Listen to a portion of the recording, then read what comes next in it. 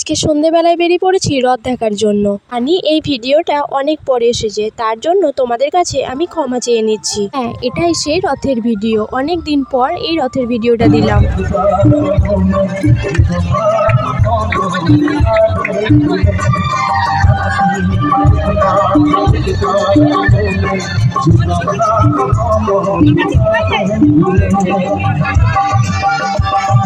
আমরা রথ দেখতে এসেছি আমি, আমার শাশুড়ি মা, মেয়ে আর আমাদের পাশের বাড়ি একটা কাকিমার বৌমা আর তার নাতি। আমরা সবাই একসাথেই রথ দেখতে এলাম। এসে দেখি এরকম 2-3টে বস্তায় পেরে মেলা বসেছে। ঘুগনি, ফুচকা, আইসক্রিম, মোমো সবকিছুই বসেছে। আর দেখো আমার মেয়ে এখানে দাঁড়িয়ে আছে, আর আমার মেয়ের হাতে যে বেলুনটা দেখতে পাচ্ছ ওটা হচ্ছে আমার ওই ঘরের দিন করা মা কিনে দিয়েছে।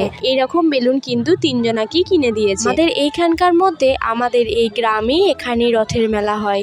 তো এটা ছোটবেলা থেকেও আমি শুনতাম যে এখানে নাকি রথের মেলা হয়। আমি আইবুড়োবেলায় এসেও ছিলাম একবার। এখন তো সেরকম মেলা হয় না, তবু যেটুকু না নইলে নয় একটা রথ সাজানো হয়, 2-3টে পেতে মেলা বসে, মানে এনজয়টুকু হয়। আজকের ভিডিওটা আমার এইটুকুই। আবারও দেখা হবে নেক্সট ভিডিওতে। সবাই ভালো থেকো, সুস্থ থেকো, সাবধানে থেকো, আর শুভ রথযাত্রা।